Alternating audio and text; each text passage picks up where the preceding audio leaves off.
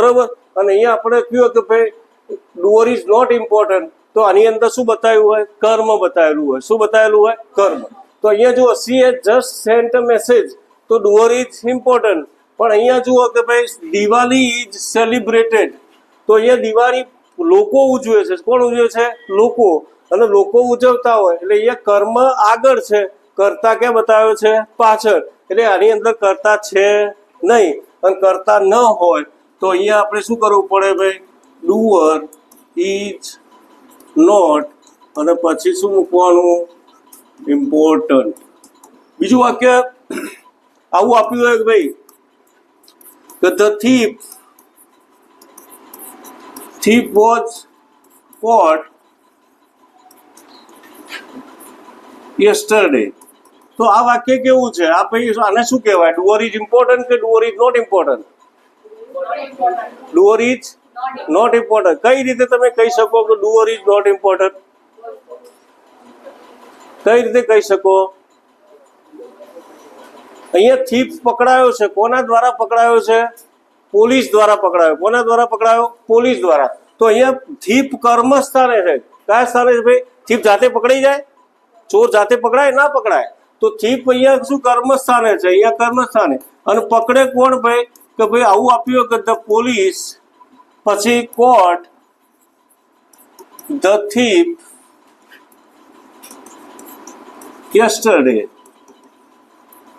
તો આ શું થયું ભાઈ? Thief was caught yesterday. તો એ શું થયું? કર્મ થયું. અને અહીંયા પોલીસે ચોરને પકડ્યો એટલે આ કર્મ થયું. આ શું થયું? સબ્જેક્ટ થયું.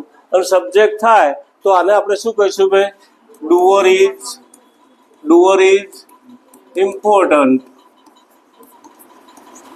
અને આમાં શું થાય? Doer is not important. તો આવડી જાય કે ના આવડી જાય? પછી ઘી ઇઝ આપ્યું હોય કે ભાઈ ઘી ઇઝ મેડ ફ્રોમ બટર. તો આ કેવું કહેવાય? ઘી ઇઝ મેડ ફ્રોમ બટર. તો આને શું કહીશું? Doer is important or not important? Doer is important. હા, રોંગ. બેટા ઘી કોણ બનાવે? ઘી કોણ બનાવે? પીપલ ને. તો અહીંયા આપણે શું કરવું પડે? પીપલ મેક ઘી, અને ફ્રોમ શું થાય? બટર. તો આમાં ડુઅર ઇઝ ઇમ્પોર્ટન્ટ થયો ને. તો આ ડુઅર ઇઝ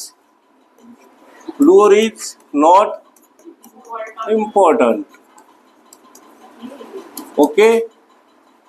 આના બધી ખબર પડે બેટા. ઘી પોતે ક્રિયા કરે? ના કરે. બરોબર. એવી રીતે. બરાબર. દાખલા તરીકે બેટા the trees must be protected. તો શું થાય? તો doer is not important. Okay. તો અહીંયા